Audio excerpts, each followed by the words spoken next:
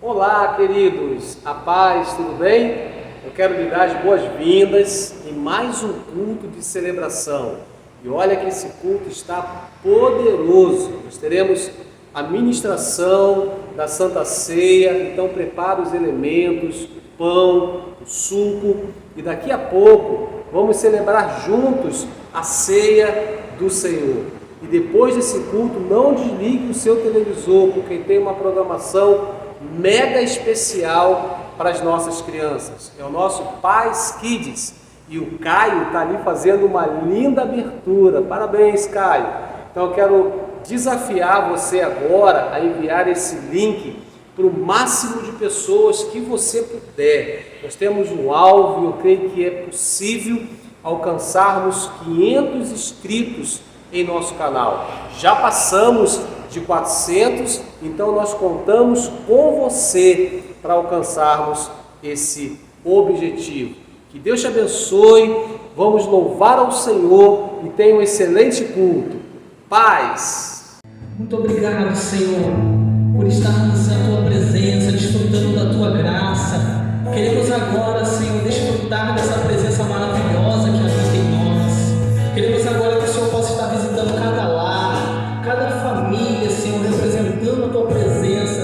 Que o Senhor possa estar transbordando o Teu amor, a Tua paz, a Tua alegria. E que possamos, mesmo estando distante um do outro, estando perto com o Teu corpo, estamos unidos com um só corpo, te adorando. Agora, Senhor, queremos celebrar, queremos declarar que o Senhor é maior que todas as coisas, em nome de Jesus.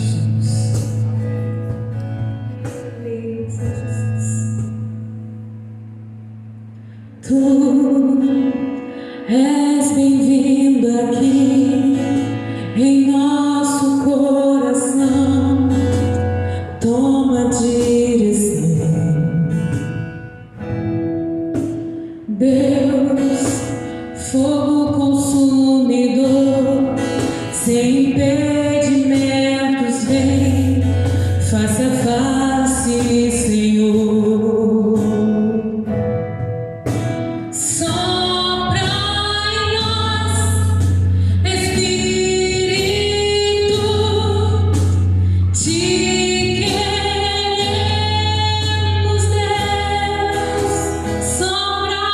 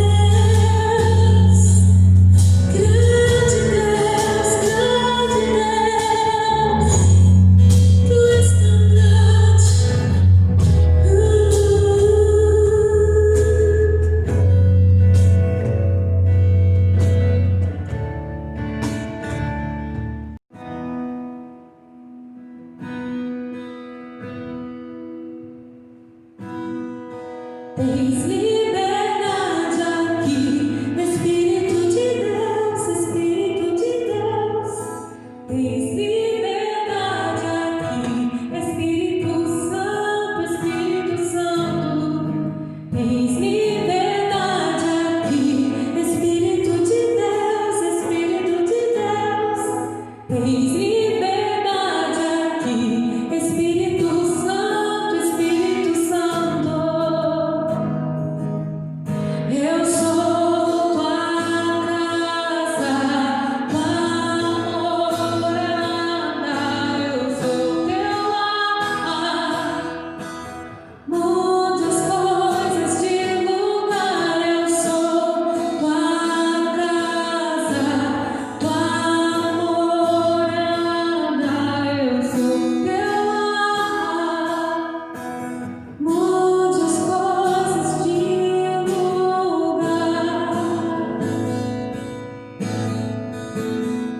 mude as coisas de lugar. Tens liberdade aqui, Espírito de Deus, Espírito de Deus. Tens liberdade aqui, Espírito Santo, Espírito Santo. Tens liberdade aqui, Espírito de Deus, Espírito de Deus. Tens liberdade aqui, Espírito Santo, Espírito Santo. Eu sou tua casa, tua morada, eu sou teu lar. Mude as coisas de lugar, eu sou tua casa, tua morada, eu sou teu lar. Mude as coisas de lugar, eu sou tua casa, tua morada, eu sou teu lar. Mude as coisas de lugar, eu sou tua casa, tua morada, eu sou teu lar. Mude as coisas, o teu perdão é completo, o teu perdão é completo. Ele sara minha alma, ele sara minha alma. O teu perdão é completo, o teu perdão é completo. Ele sara minha alma, ele sara minha alma. Eu sou tua casa, tua morada, eu sou teu lar. Mude as coisas de lugar, eu sou tua casa, tua morada, eu sou teu lar. Mude as coisas de lugar,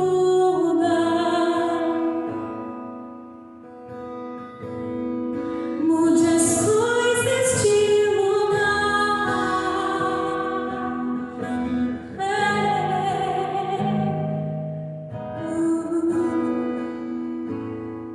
mude tudo de lugar, Senhor.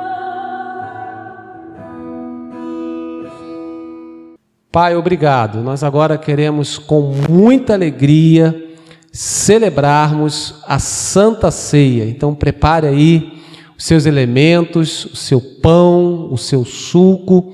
Reúna-se se você está com a sua família e vamos juntos participarmos desse momento tão especial. Quero ler um texto que nós lemos nesse momento, que está ali quando Paulo escreve a primeira carta à igreja em Corinto, no capítulo 11, a partir do verso 23, diz assim: Pois recebi do Senhor o que também lhes entreguei, que o Senhor Jesus, na noite em que foi traído, tomou o pão e, tendo dado graças, partiu e o disse: Isto é o meu corpo, que é dado em favor de vocês. Façam isto em memória de mim. Apresente o seu pedaço de pão ao Senhor e vamos agradecer. Pai, muito obrigado, porque o Senhor pagou o preço de sangue por nós. Muito obrigado, ó Deus, por causa do sacrifício, cada açoite, ó Deus, o preço alto que o Senhor pagou nos traz vida. E esse pão aponta para o seu corpo. E nós queremos, ó Deus, fazer isto como a tua palavra orienta, em memória de ti, ó Deus. Queremos consagrar esse pão e declarar, Senhor, que ao comermos deste pão, algo sobrenatural vai acontecer nas nossas vidas. Receba, querido, aí na sua casa, essa palavra. Tome posse da sua cura, tome posse da sua vitória. Nós queremos declarar isso sobre você e sobre toda a sua casa, em nome de Jesus. Amém. Nós abençoamos este pão em nome do Pai, do Filho e do Espírito Santo de Deus. Amém. Vamos comer juntos do pão, por favor. Aleluia. Da mesma forma, depois da ceia, ele tomou o cálice e disse: este cálice é a nova aliança no meu sangue. Façam isso sempre que o beberem em memória de mim. Amém?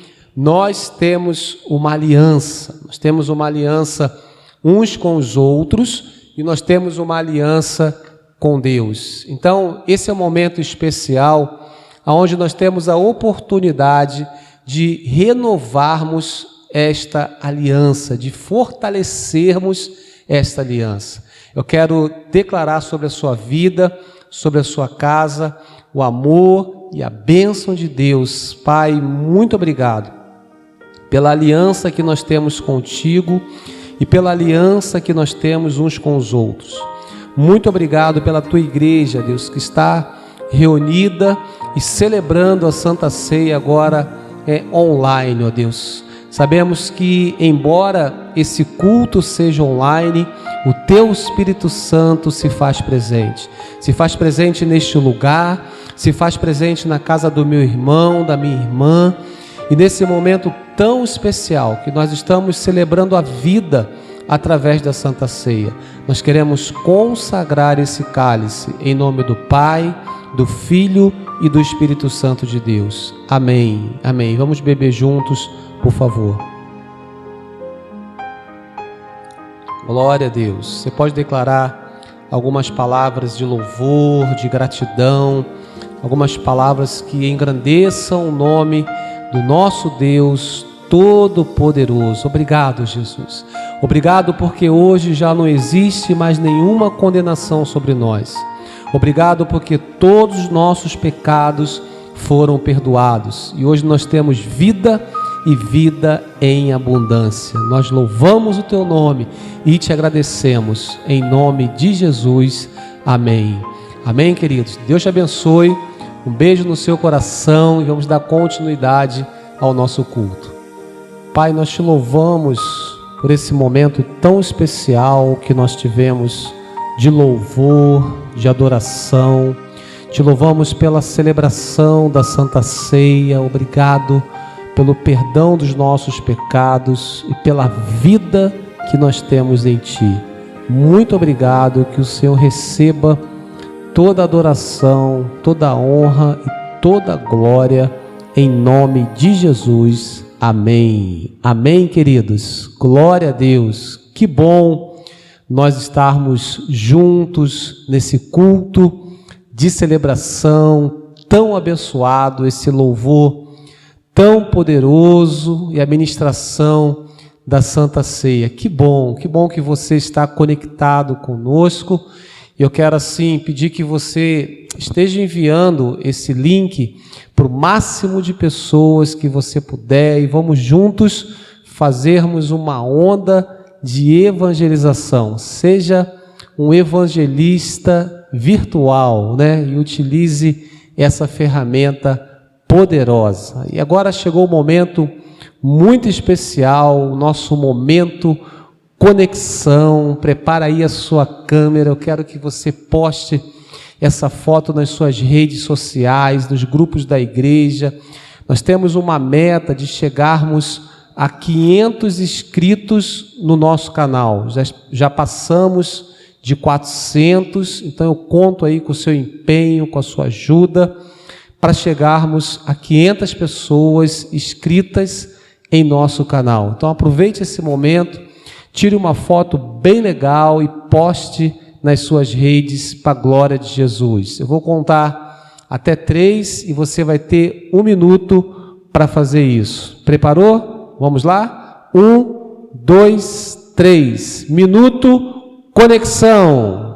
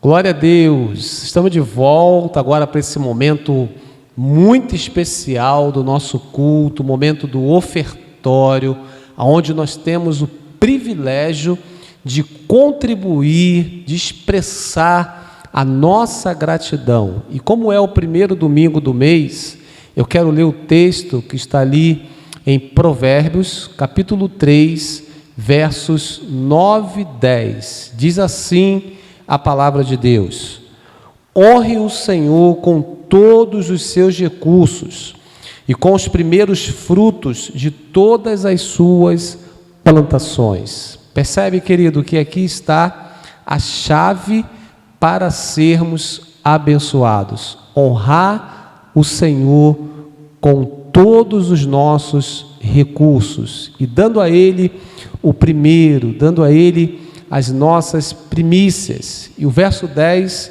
é liberado uma grande promessa: e os seus celeiros ficarão plenamente cheios, e os seus barris transbordarão de vinho. Trazendo para os nossos dias, a sua despensa ficará plenamente cheia.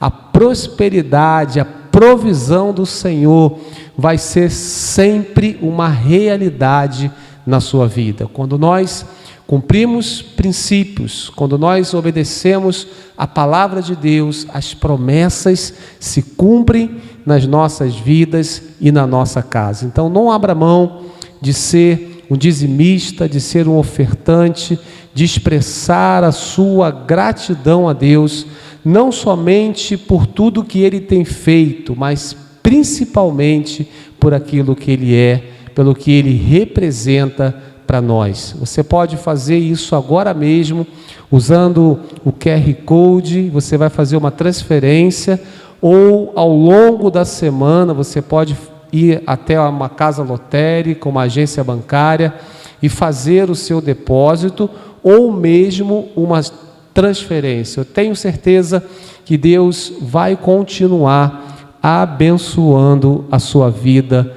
e a sua casa. Vamos orar juntos então, por favor. Pai, muito obrigado por esse tempo onde nós temos o privilégio de expressarmos a nossa gratidão. Nós louvamos o Teu nome porque o Senhor tem suprido as nossas necessidades. Nós louvamos o Teu nome porque o Senhor tem manifestado o Teu poder na nossa vida, na nossa casa e através das nossas vidas. Abençoa, Senhor, essa pessoa que está do outro lado dessa câmera, Senhor, que está conectada conosco. Deus, repreenda tudo aquilo que não provenha de ti, e que a bênção do Senhor continue sobre essa vida e sobre essa casa. Eu te abençoo agora, em nome de Jesus. Amém e amém. Glória a Deus. Aleluias. Você vai ter um tempo agora para fazer isso. Deus te abençoe e uma boa semeadura. Paz.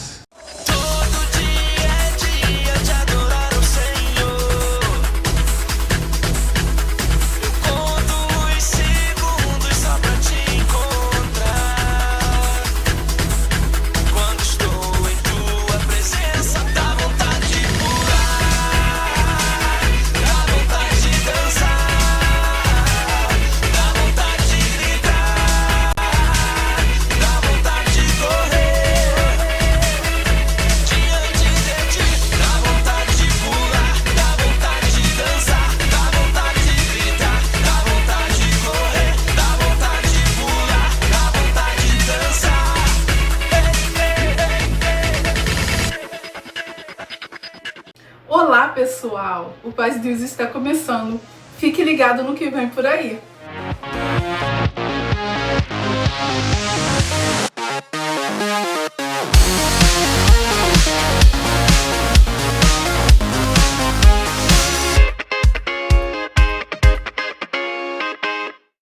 Os Life Groups são reuniões que normalmente acontecem nos lares, mas que agora estão acontecendo online.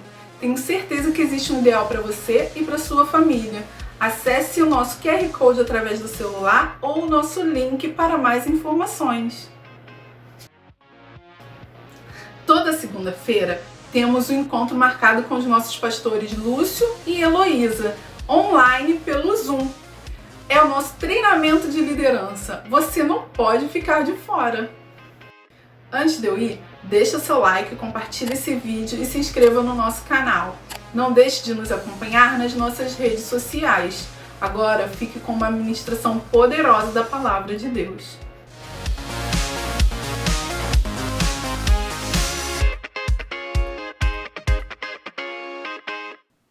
Nós vamos dar continuidade ao nosso estudo sobre as 7 cartas às 7 igrejas do Apocalipse.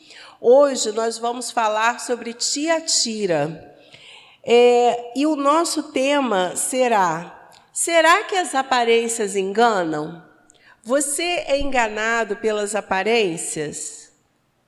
Vamos falar um pouco sobre isso. Apocalipse 2, de 18 a 29. Você pode acompanhar aqui embaixo. Ao anjo da igreja em Tiatira, escreva: estas são as palavras do Filho de Deus, cujos olhos são como chama de fogo e os pés como bronze reluzente. Conheço suas obras, o seu amor, a sua fé, o seu serviço e a sua perseverança. E sei que você está fazendo mais agora do que no princípio. No entanto, contra você tenho isto: você tolera Jezabel, aquela mulher que se diz profetiza. Com os seus ensinos, ela induz os meus servos à imoralidade sexual e a comerem alimentos sacrificados aos ídolos.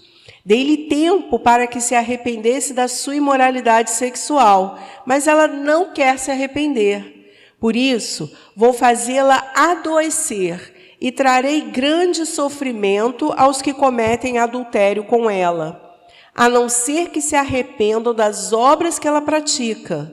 Matarei os filhos dessa mulher.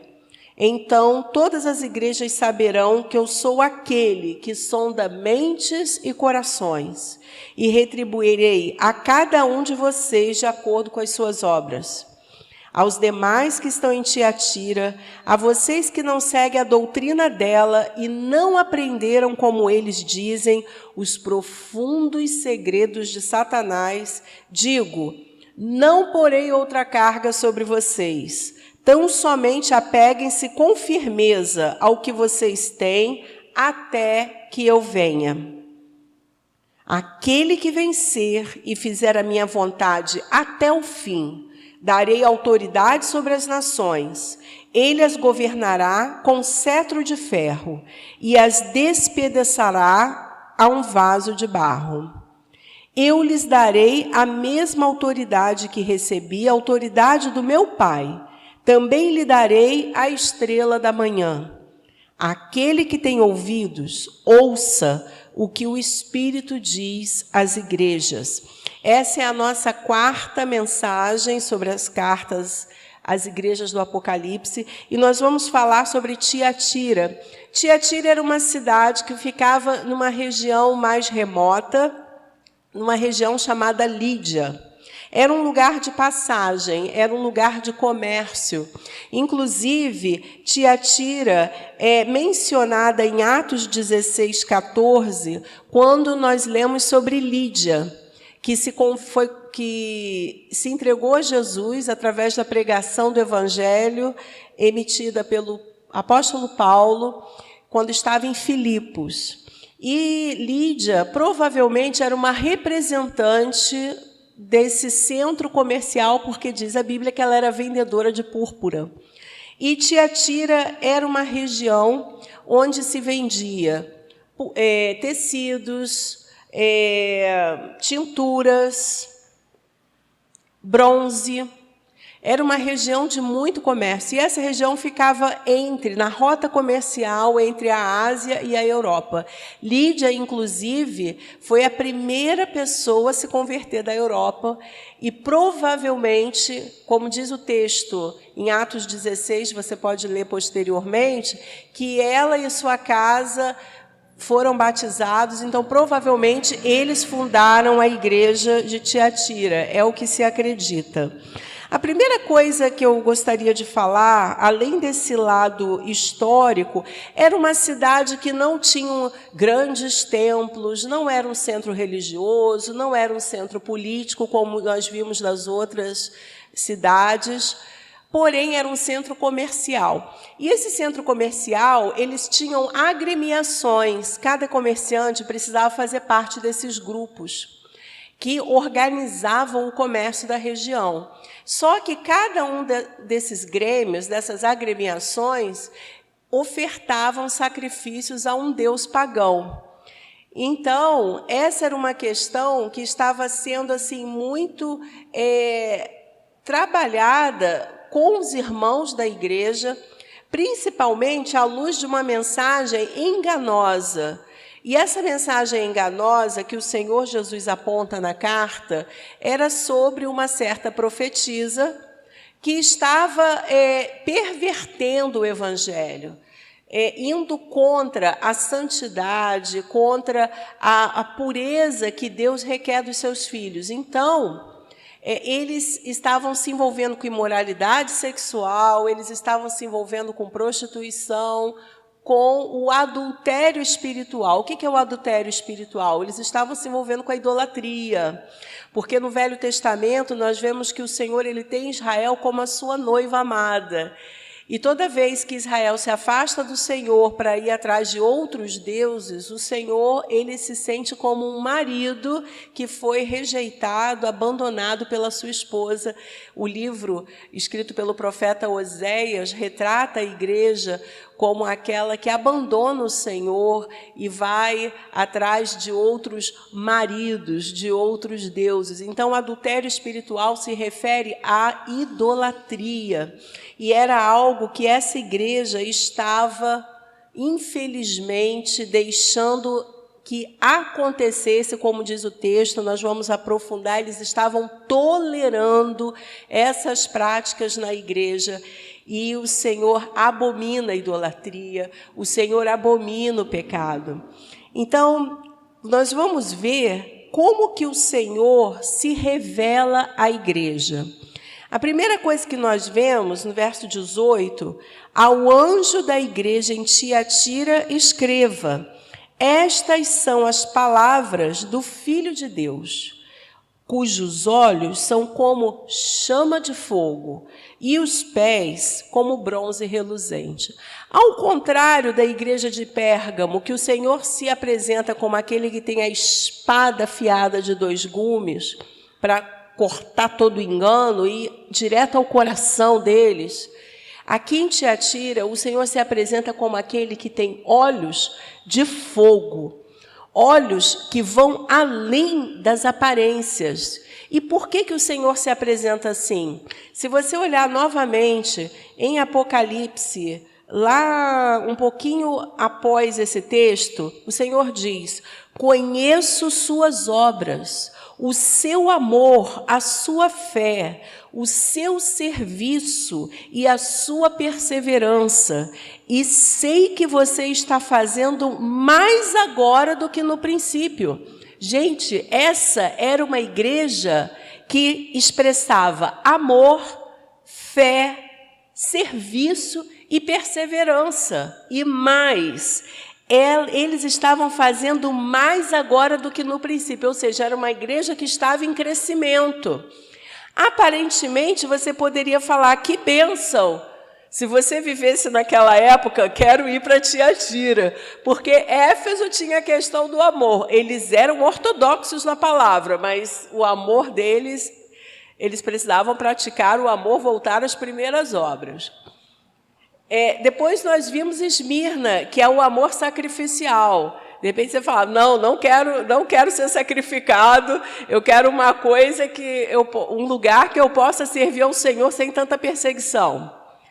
E aí nós vimos a igreja de Pérgamo, que era uma igreja que estava deixando que o ensino, o engano de Balaão entrasse ali na igreja. Mas em Tiatira eles não tinham perseguição, uma perseguição física. Porém, nós vamos ver que havia um ambiente espiritual anticristão naquela região. Então, Jesus se apresenta como aquele que tem chamas de fogo, com olhar de chamas de fogo, ou seja, ele estava indo além daquela aparência de fé, de amor, tudo isso eles tinham. E talvez não fosse só aparência, eles tinham isso. Porém, o Senhor vai além. Vocês estão tolerando aquilo que eu abomino. Está faltando temor no coração de vocês. Então, o Senhor não se deixa levar pelo crescimento, pelo número de pessoas.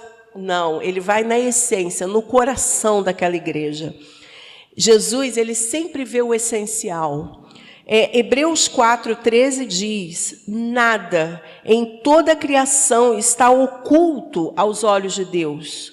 Tudo está descoberto e exposto diante dos olhos daquele a quem havemos de prestar contas.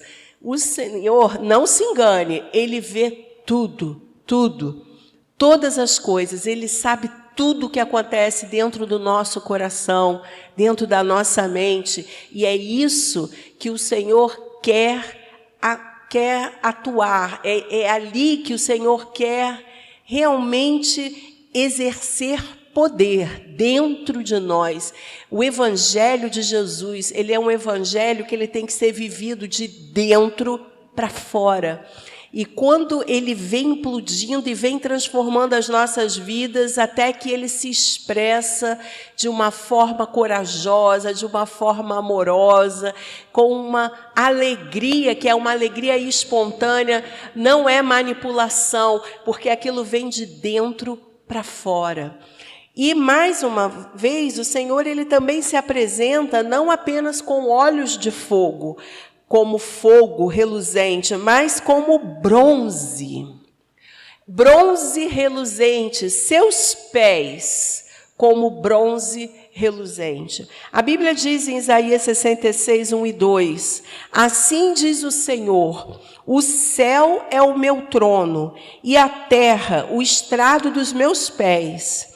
Que espécie de casa vocês me edificarão? É este o meu lugar de descanso? Não foram minhas mãos que fizeram todas essas coisas e por isso vieram a existir? Pergunta o Senhor. A este eu estimo, ao humilde e ao contrito de espírito, que treme diante da minha palavra. Amém? Então o Senhor mais uma vez falando para a igreja que Ele estava buscando pessoas que tremessem diante da palavra dele, que é a verdade. E os pés fala de justiça, fala de equidade. Então, o Senhor estava ali declarando sobre eles: eu tenho olhos como fogo, mas eu também tenho juízo sobre vocês. Então, o primeiro ponto que nós vimos foi como o Senhor se revelou a essa igreja. O segundo ponto é identificando o espírito de Jezabel em nossos dias, porque o texto compara essa mulher que realmente, essa líder que estava ali, talvez o nome dela não fosse realmente Jezabel, provavelmente, mas a Bíblia compara as atitudes dela de influenciar o povo ao pecado com a atitude de Jezabel na Bíblia, do Velho Testamento. Então, nós vamos ver, de acordo com John Paul Jackson, ele diz assim num livro que ele escreveu a esse respeito: o espírito de Jezabel é um poder celestial de influência mundial. Não é simplesmente um demônio que se aposta de um indivíduo. É um poder demoníaco das regiões celestes que transcende as fronteiras geográficas específicas e pode afetar nações inteiras. Em toda a região onde penetra, pode causar grandes transtornos e destruição. Você não repreende esse espírito porque uma pessoa está possessa. Esse é um ambiente, é uma atmosfera gerada no mundo espiritual, sim. Nós não podemos, amados, ser tão inocentes a ponto de achar que tudo aquilo que nos influencia na nossa vida é apenas a nossa cultura, a sociedade, os costumes, a educação. Isso tudo é maravilhoso, isso tudo tem que ser realmente muito bem fundamentado em nós, principalmente à luz da palavra de Deus. Porém, existe a região espiritual. Nós nunca podemos deixar de lado isso, sem cair para o extremismo, achar que tudo é espiritual. Não, nem tudo é espiritual. Mas o mundo espiritual, ele influencia as outras esferas. Então, vamos ver primeiramente quem foi Jezabel na palavra de Deus. Nós vamos usar alguns textos agora do Velho Testamento, você pode acompanhar comigo. Primeiro livro de Reis, capítulo 16, versos 29 a 33, fala: no 38º ano do reinado de Asa, rei de Judá, Acabe, filho de Onri, tornou-se rei de Israel e reinou 22 anos sobre Israel em Samaria. Acabe, filho de Onri, fez o que o Senhor reprova, mais do que qualquer outro antes dele. Ele não apenas achou que não tinha importância cometer os pecados de Jeroboão, filho de Nebate, mas também se casou com Jezabel, filha de Etbaal, rei dos Sidônios, e passou a prestar culto a Baal e adorá-lo. No templo de Baal, que ele mesmo tinha construído em Samaria, Acabe ergueu um altar para Baal. Fez também um poste sagrado.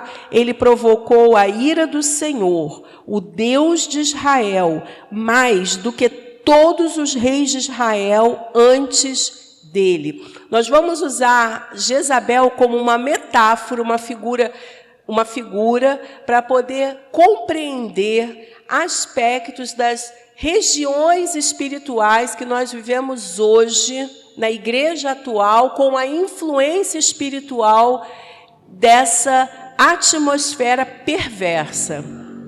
Então, a primeira coisa que a gente vai ver, característica do espírito de Jezabel, vamos ler primeiro livro de Reis, capítulo 18, verso 4. Enquanto Jezabel estava eliminando os profetas do Senhor, Obadias reuniu 100 profetas e os escondeu em 2 cavernas, 50 em cada uma, e lhes forneceu comida e água.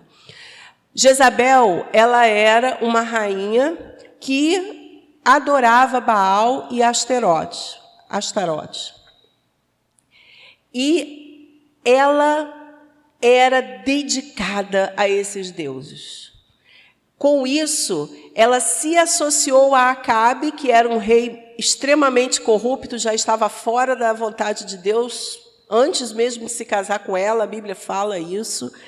E eles fazem uma aliança, só que não é apenas uma aliança política, é uma aliança espiritual. E aquilo desagrada muito o coração de Deus, porque introduz a idolatria, a adoração a Baal no meio do povo de Israel.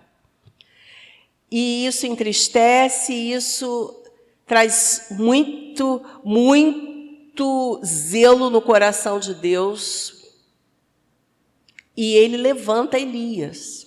Elias foi o profeta usado por Deus para confrontar esse espírito de Jezabel nos seus dias. Na verdade, ele a confrontou materialmente, fisicamente, porque ela era uma mulher ali face a face, ela e Acabe.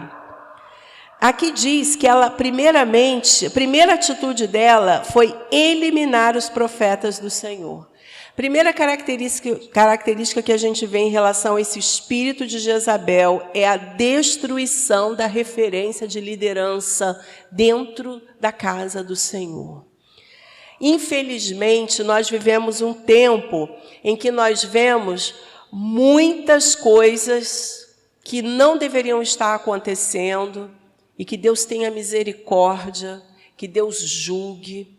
Porque Jesus mesmo já havia falado que haveria profetas, falsos profetas, haveriam pessoas pervertendo o Evangelho. Inclusive, no seu tempo, já tinha gente pervertendo o Evangelho, a palavra que ele falava.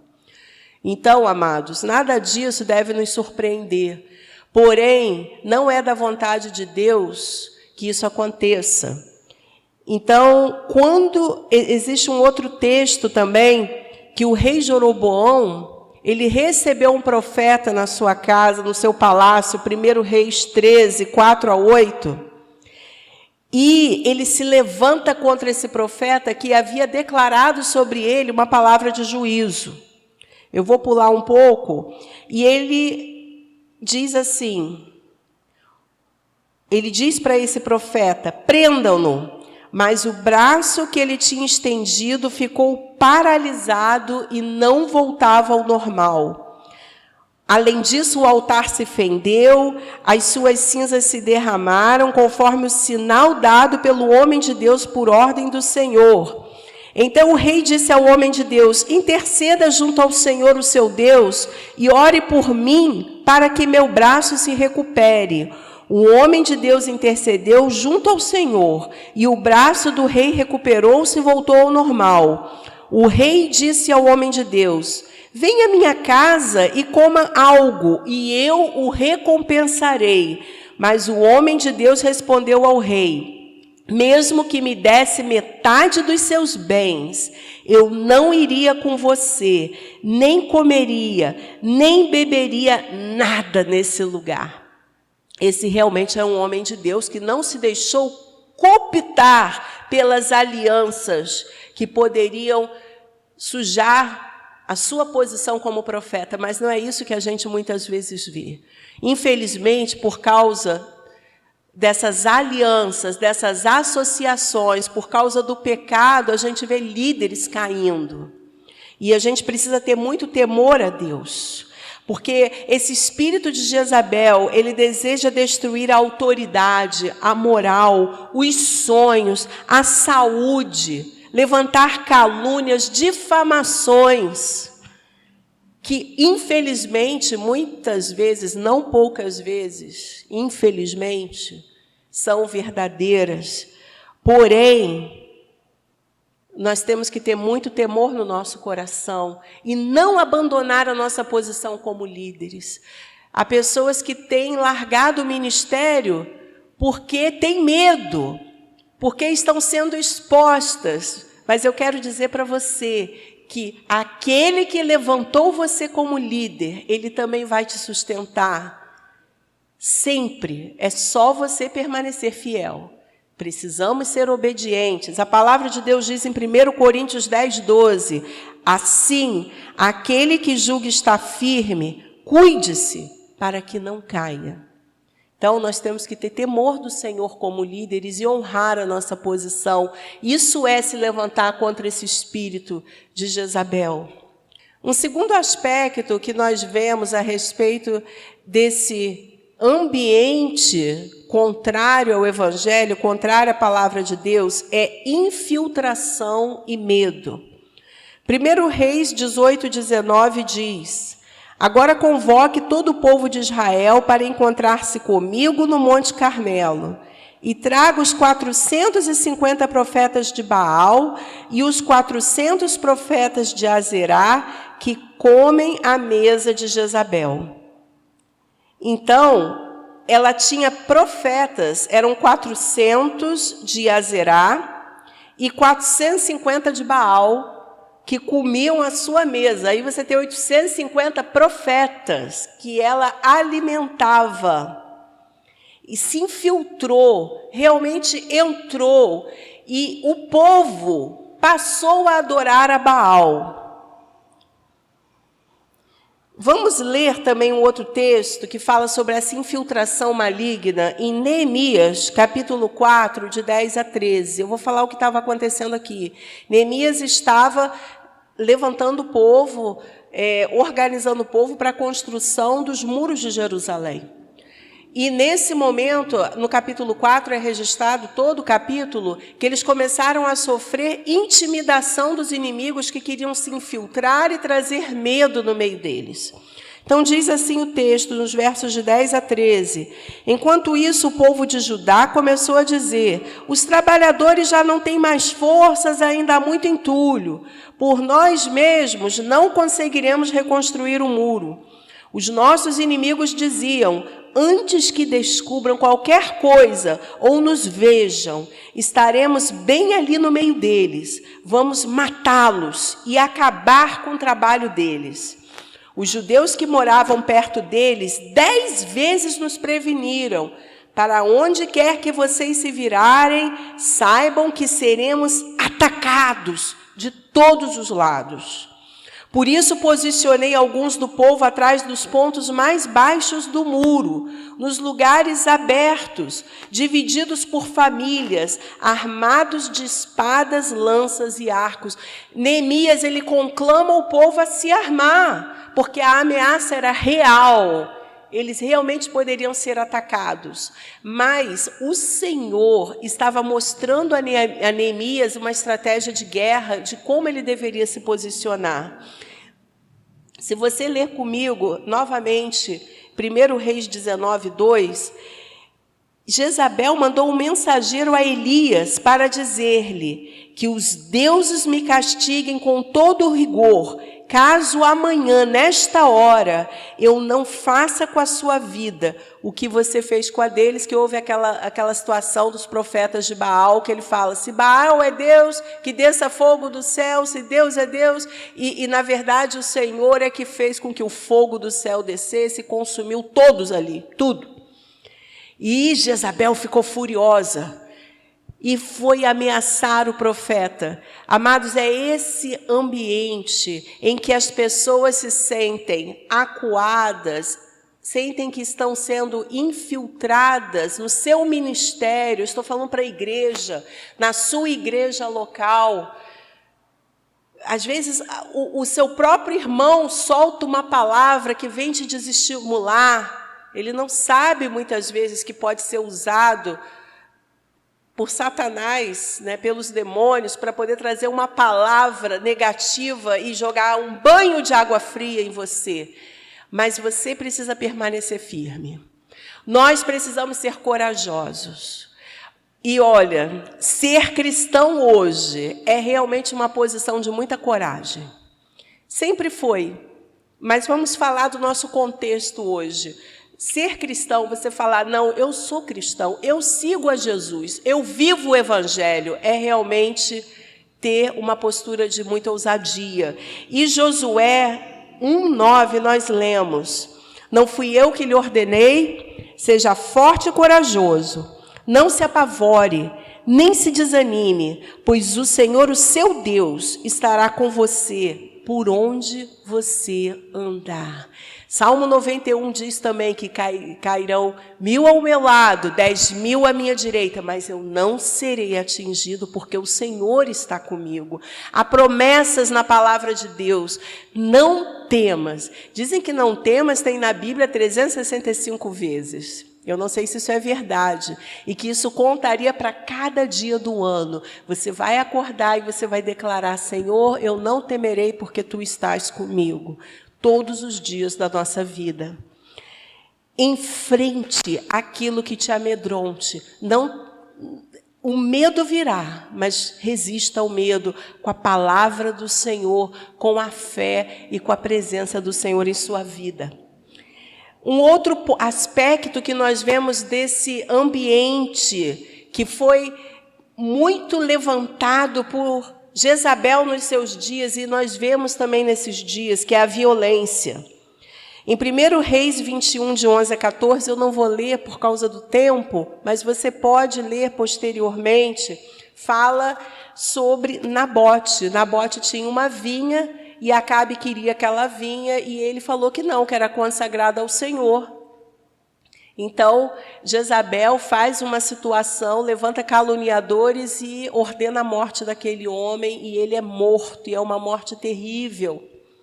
E por causa da morte injusta de Nabote, o Senhor se levanta com uma palavra poderosa através de Elias, e ele decreta ali o final de Acabe e o final de Jezabel. Acabe chora, se arrepende, o Senhor ainda dá um tempo para ele. Mas a palavra dele foi lançada com juízo. A Bíblia diz que nós precisamos orar. Nós precisamos orar pela nossa cidade. Nós precisamos orar pelo nosso bairro, pelo nosso estado, pelo ambiente que o Senhor nos colocou para influenciar. Em 2 Crônicas 7,14 diz: se o meu povo, que se chama pelo meu nome, se humilhar e orar, buscar a minha face, se afastar dos seus maus caminhos, dos céus eu ouvirei, perdoarei o seu pecado e curarei a sua terra. É uma promessa do Senhor. Às vezes, quando nós vemos tanta violência, tantas coisas terríveis acontecendo, e as coisas parecem que não mudam, e nós ficamos questionando: Senhor, de onde virá a solução? De onde virá a paz? De onde virá a resposta? E esse texto, ele fala sobre a nossa posição como intercessores. A igreja tem uma posição de intercessão na terra, tem uma posição de intercessão aonde o Senhor a colocou. Jeremias 29:7 diz: busquem a prosperidade da cidade para a qual os deportei. Orem ao Senhor em favor dela, porque a prosperidade de vocês depende da prosperidade dela. A prosperidade do lugar em que Deus nos colocou depende das nossas orações. Nós precisamos orar, amados, porque se a nossa cidade for próspera, nós também seremos prósperos.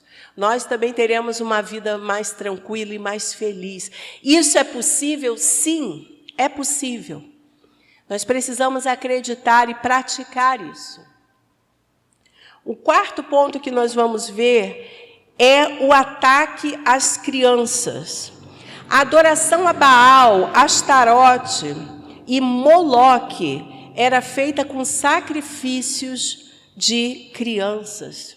As sacerdotisas cultuais, elas saíam de tempos em tempos pelas ruas, pelos lugares, e elas tinham relacionamento sexual, às vezes até grupal, enfim, terrível. E elas ficavam grávidas e ofereciam esses bebês, quando eles nasciam, em sacrifício a esses deuses. E isso aponta para as crianças, isso aponta para os seus filhos. A minha pergunta para você: como estão os seus filhos? Eu não estou falando apenas de criancinha, pode ser o seu filho pré-adolescente, seu filho adolescente, seu filho jovem. como ele está, como está a sua filha, como está o seu filho. Você tem conversado com eles? Você tem averiguado o que eles estão assistindo? Ah, mas eles precisam sentir que eu confio neles. Sim, você confia, mas você protege. Mas a gente protege e ama quem a gente cuida de quem a gente ama. Porque nós precisamos entender que Satanás ele tem sede nas novas gerações. Sempre que Satanás se levantou ao longo da história para combater o povo de Deus, começou-se com uma perseguição às crianças. Lembra lá no Êxodo que Faraó mandou matar todas as crianças? Todos os bebês? Também Jesus, quando Jesus nasceu, houve aquela ordem de Herodes de eliminar os bebês, eliminar as crianças. Isso é algo que se repetiu, porque há uma influência espiritual muito acima desses reis, muito acima dessas pessoas de poder. Assim como nós estamos falando no caso de Jezabel, essa influência espiritual, ela continua hoje também. De outra forma, com outra cara, com outra aparência, mas se você puxar a essência, e o Senhor ele está com olhos de fogo, olhando a nossa história e julgando tudo isso. Então, eu gostaria de falar para você, talvez você fale, agora eu não tenho mais como alcançar o coração do meu filho, da minha filha. Então, ore, jejue, passe tempo em oração, porque você vai prestar contas a Deus do seu filho e da sua filha. Você vai prestar contas a Deus. E tem mais. Ninguém tem maior autoridade sobre os seus filhos do que você. Pode ser a idade que for que eles tenham. A autoridade dada pelo Senhor foi sua. Quinto ponto e último desse tópico. Distorção do culto e da mensagem do Evangelho.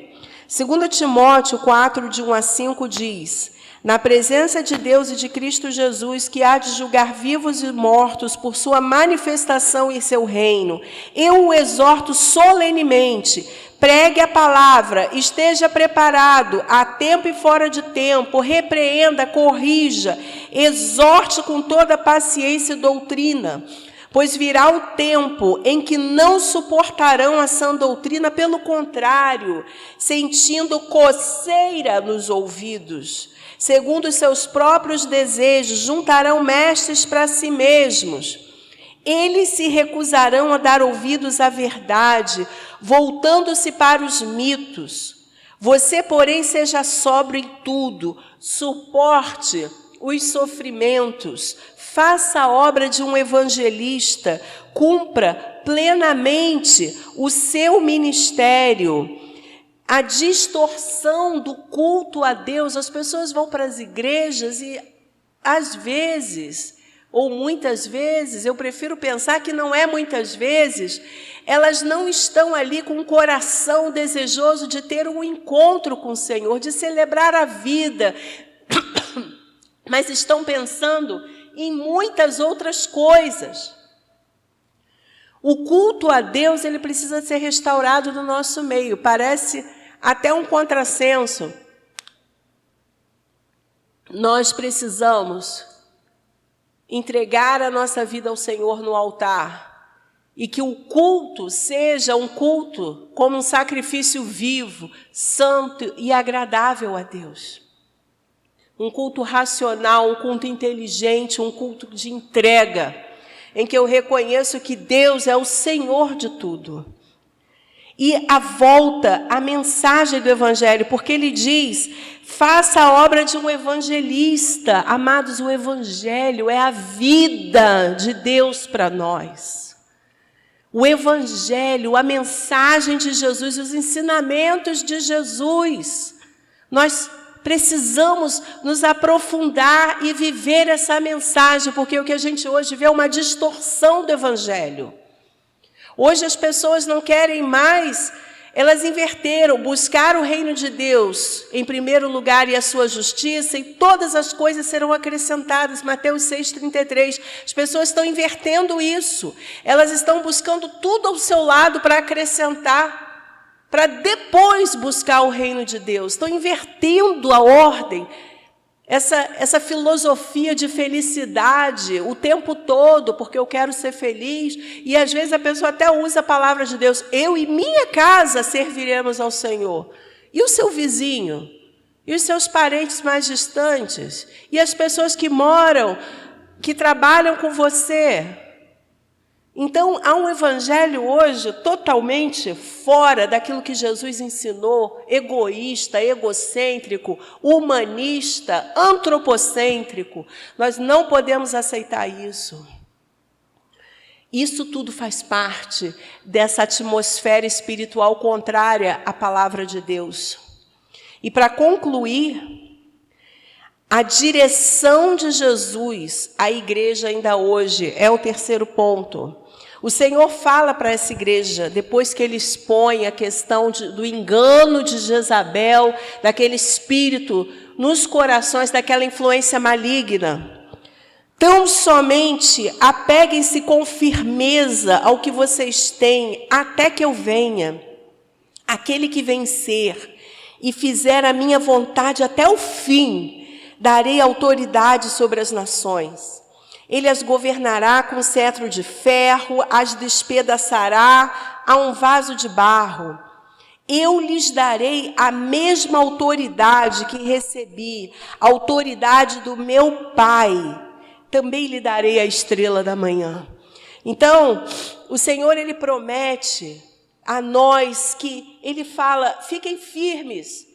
Tão somente apeguem-se com firmeza ao evangelho que está em vocês, aquilo que vocês têm, a simplicidade do evangelho e a profundidade do meu poder, da minha palavra, da graça. Até que eu venha, se você fizer minha vontade até o fim, você vai ter autoridade que eu tenho para te dar. E mais, a estrela da manhã. Quem é a estrela da manhã? O próprio Senhor. O Senhor é a nossa herança. Então, aqueles que são transparentes, aqueles que são abertos a esse olhar profundo, a essa investigação, esse escaneamento do Senhor nas nossas vidas, através da palavra dEle, e se arrependem e andam em novidade de vida, a eles, a essas pessoas, o Senhor se revela como a nossa própria herança. A minha herança é o Senhor. Como já ouvi certa vez alguém falar, mais de uma vez, o céu é maravilhoso, mas mais importante do que o céu é o Senhor que está lá. E, por fim, eu quero concluir fazendo algumas considerações finais. A primeira, Jesus sempre nos vê além das aparências. Não adianta a gente querer se esconder dele. Ele vê cada um. Aqueles que já se entregaram a Ele, aqueles que não se entregaram a Ele, aqueles que estão longe, aqueles que estão perto, o Senhor olha cada um. Segundo, existe uma atmosfera espiritual de engano que precisamos resistir, combater de dentro para fora. Começa dentro de nós. Não adianta nada eu querer combater algo que está fora. Se dentro de mim eu estou sendo corrupto, eu estou dando jeitinho para tudo, eu tenho que começar dentro de mim.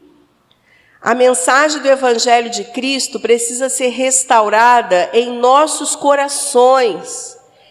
O Evangelho da graça. Não essa graça barata, mas o evangelho do reino de Deus, que nos transforma, que nos faz pessoas felizes, que nos dá razão para viver, que é colocar o reino dele em primeiro lugar nas nossas vidas. Romanos 12, 1 e 2 diz, Romanos 12, 2, não se amoldem ao padrão desse mundo, mas transformem-se pela renovação da sua mente, para que sejam capazes de experimentar e comprovar a boa, a agradável e perfeita vontade de Deus. Essa é a mensagem do Evangelho, mensagem de transformação, de não conformação, mensagem revolucionária que me ganhou, que me conquistou e, graças a Deus, tem me feito perseverar. Vamos orar? Senhor, muito obrigada pela Tua palavra, que é viva, que é eficaz e que vai dentro dos nossos corações, além de toda aparência. O Senhor vai lá dentro de nós e o Senhor confronta a falsa religiosidade ou a religiosidade, confronta as falsas aparências. O Senhor vai na nossa essência. O Senhor olha para nós e a sua graça é tão abundante, é tão maravilhosa, que nos leva a perceber que precisamos do Senhor para tudo nessa vida. E por isso nós nos arrependemos, porque nós desejamos mudar, reconhecemos que somos tão mesquinhos, tão pequenos, tão distantes, Senhor, desse padrão tão elevado que o Senhor tem para nós, do padrão que o Evangelho nos chama como filhos, como herdeiros, como co-herdeiros com Cristo. Senhor, faz-nos desejar como crianças que desejam leite, faz-nos desejar a Tua palavra e faz-nos, Senhor, romper de dentro para fora, transformando as nossas mazelas, as nossas limitações, de acordo com o Teu poder que opera em nós. Que assim seja, em nome de Jesus. Amém. Que Deus te abençoe. Essa palavra falou tão forte ao meu coração. Temos o contato aqui, você pode entrar em contato com a gente. Você também pode colocar a sua opinião sobre essa mensagem, que o Senhor falou ao seu coração através dessa mensagem. E nós ficaremos muito felizes de poder ter essa aproximação com você. Que Deus te abençoe, que Deus te dê uma semana de muita vitória e paz. Amém. Olá, amiguinhos, tudo bem com vocês? Então chama qualquer familiar para ficar do seu lado e veja, vai começar mais um Paz Kids. Tchau, tchau! Olá, crianças! Sejam bem-vindos ao Paz Kids. Que bom ver vocês! Eu sou o missionário Lucas. Sou missionário no Amazonas e amo evangelizar nos ribeirinhos. Hoje estamos começando uma nova série muito legal, chamada de Escola de Missões Planetária. Mas primeiro, vamos repetir nosso ponto principal de hoje. Deus é o Criador e Ele me fez com um propósito. Ok, mais uma vez, crianças, Deus é o Criador e Ele me fez com um propósito. Você não está aqui por acidente. Deus tem um propósito para a sua vida e Ele quer te ajudar a cumprir esse propósito. Mas agora vamos reconhecer que Deus é o nosso Criador e Senhor, cantando e adorando a Ele. Podem ficar de pé e louvar a Deus.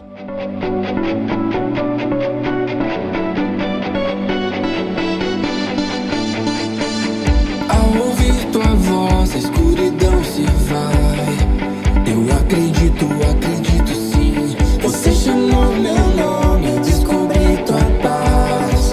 Eu acredito sim. Quero cantar bem alto, gritar e te adorar.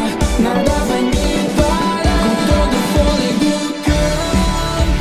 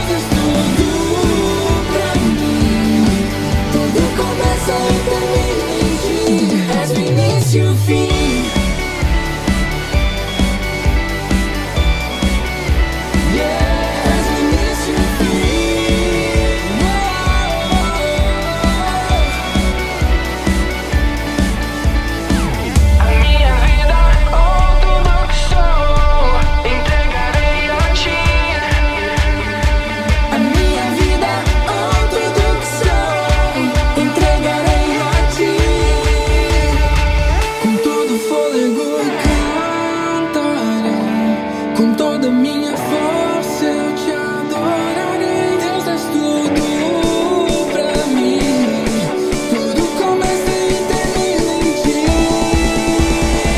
Com todo fôlego cantarei. Com toda a minha força eu adorarei. Deus, és tudo pra mim. Tudo começa e termina em ti. Com todo fôlego cantarei. Com toda a minha força eu adorarei. Deus, és tudo pra mim. Tudo começa e termina em ti. És o início e o fim.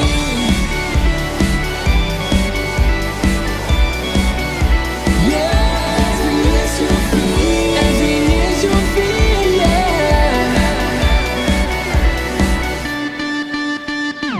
Uau, que louvor tão lindo! Gostei demais! Agora vamos ler nossa história bíblica com a palavra de Deus. O primeiro livro da Bíblia, Gênesis. Logo no primeiro capítulo, conta a história da criação. No primeiro dia, Deus fez a luz e separou a luz da escuridão. Foi assim que surgiu o dia e a noite. No segundo dia, Deus separou as águas que estavam misturadas e mandou uma parte delas lá para cima. E assim, no segundo dia, Deus fez o céu. Um céu azul tão lindo que às vezes é vermelho, laranja, cinza. No terceiro dia, com as águas que ficaram na terra, Deus as dividiu, formando assim a terra seca e os mares. Deus também criou as árvores, que produzem frutos com sementes dentro delas. Sim, sementes que caem no chão e produzem mais frutos ainda. Que delícia, hein? E assim também nasceram as flores.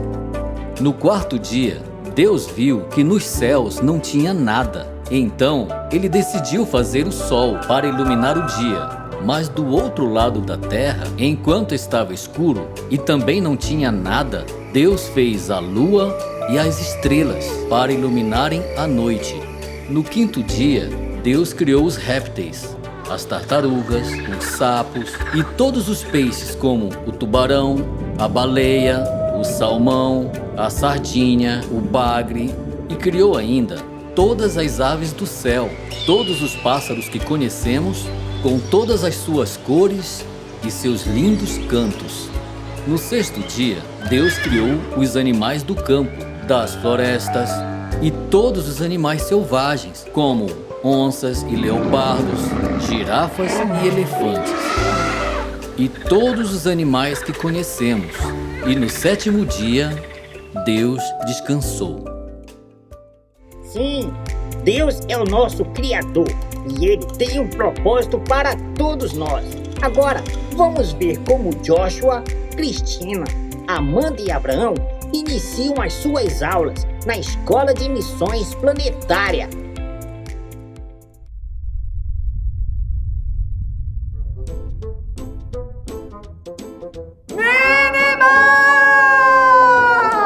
Sim, mestre! Ouvi dizer que a Escola de Missões está preparando seus alunos para ganharem o mundo para Cristo! Não pode acontecer isso! A gente fez tanto para escravizar eles, tanto tempo para acontecer isso! Isso mesmo! Não podemos deixar que um bando de missionários atrapalhe o nosso trabalho por lá! Ai, deixa eu pensar... Já sei! Vamos mandar o Esquadrão da Morte Roxa! Ótima ideia! Vamos emitir um relatório logo cedo. Anota aí nesse relatório. Amanhã, às 8 da manhã, vamos enviar uma equipe para destruir esses miseráveis missionários. Vamos destruir esses missionários antes que eles atrapalhem o nosso reino na terra.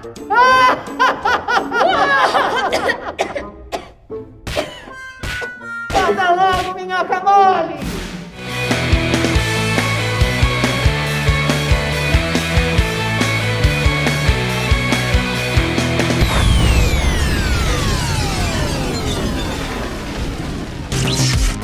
Oi, tudo bem? Abraão, eu tô muito empolgado para ir na escola de missões planetárias. Eu também. Eu tô empolgada também. Só que eu também tô com um pouquinho nervoso. Porque eu nunca fui no espaço antes. Calma, na minha primeira vez eu só vomitei 2 vezes. Ah, não, tô brincando. Eles te dão uma pílula anti-enjoo antes de decolar. Eba! Nossa, deixa eu te ajudar. Obrigada. Eu estou muito apressada a chegar à escola de missões. Escola de missões? Eu também vou pra lá. Que legal. Então por que não vamos juntas? Vamos!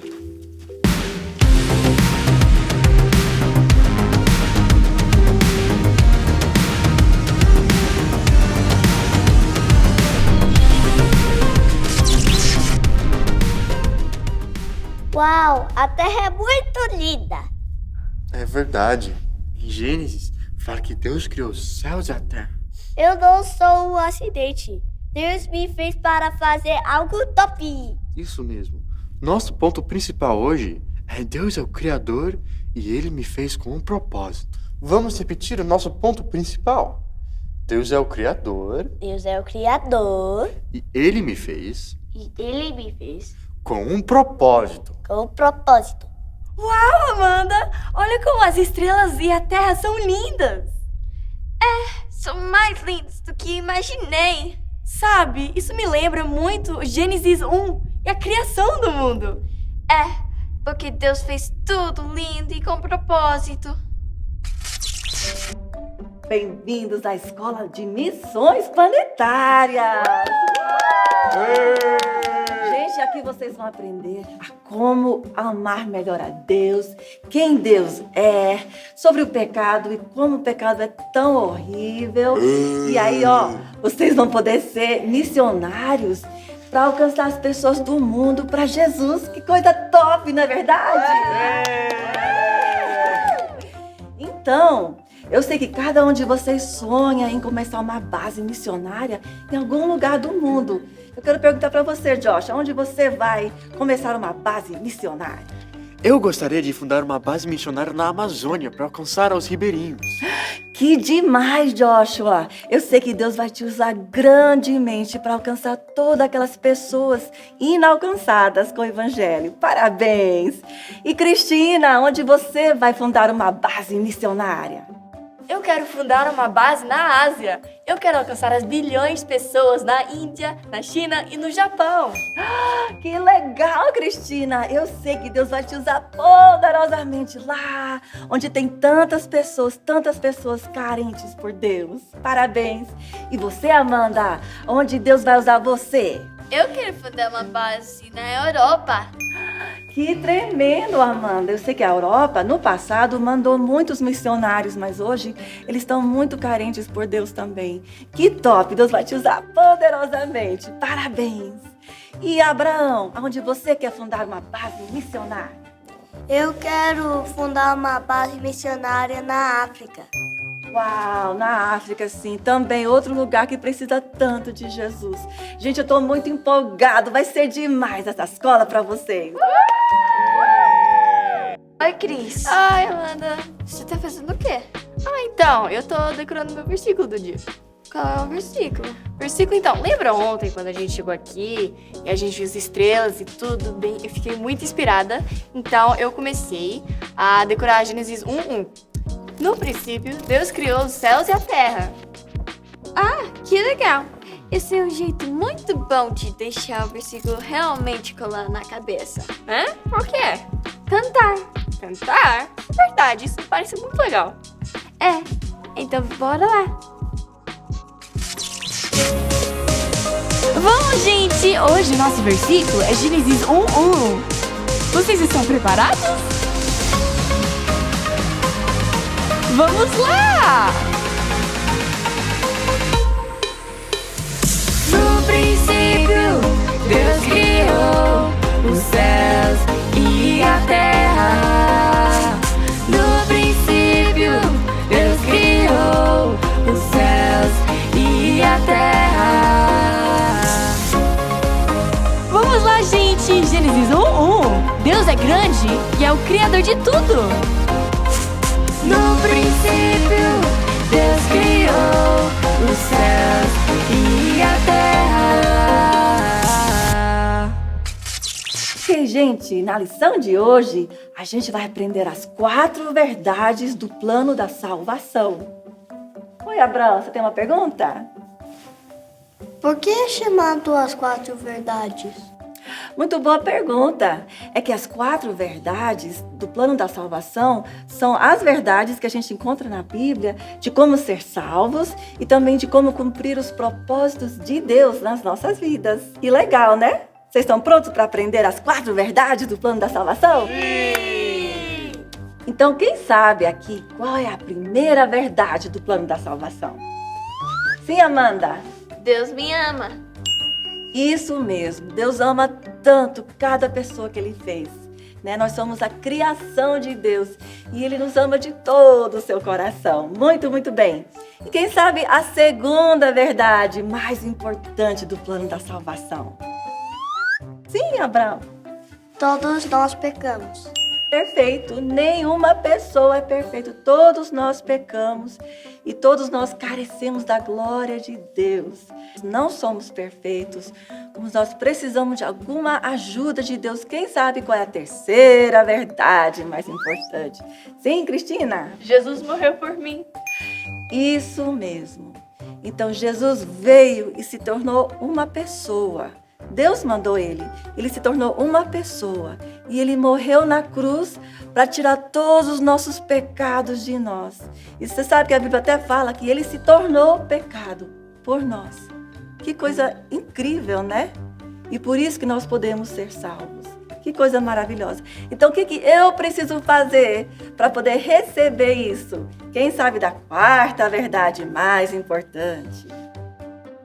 Eu o recebo e decido viver somente para Ele. Muito bem, a gente tem que fazer essa decisão, que é a decisão mais importante da nossa vida. Então a gente entrega o nosso coração para Jesus e Ele entra no nosso ser e decidimos viver somente para Jesus.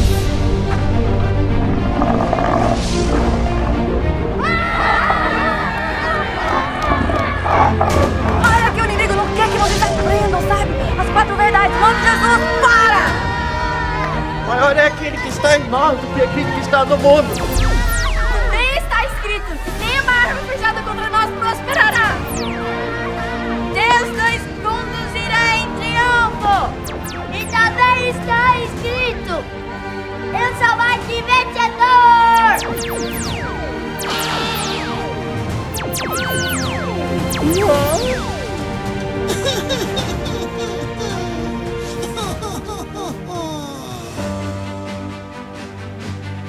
Ainda bem que Deus nos ama e luta por nós. Estou muito grato que Deus está sempre do nosso lado. Que legal! Vocês viram como o inimigo ele não gosta, ele tenta mesmo atacar quando as 4 verdades são ensinadas. Mas vocês sabem que vocês estão aqui com um propósito, não é verdade? Quem é que vai ganhar o mundo para Jesus? Vamos conquistar o mundo para Jesus!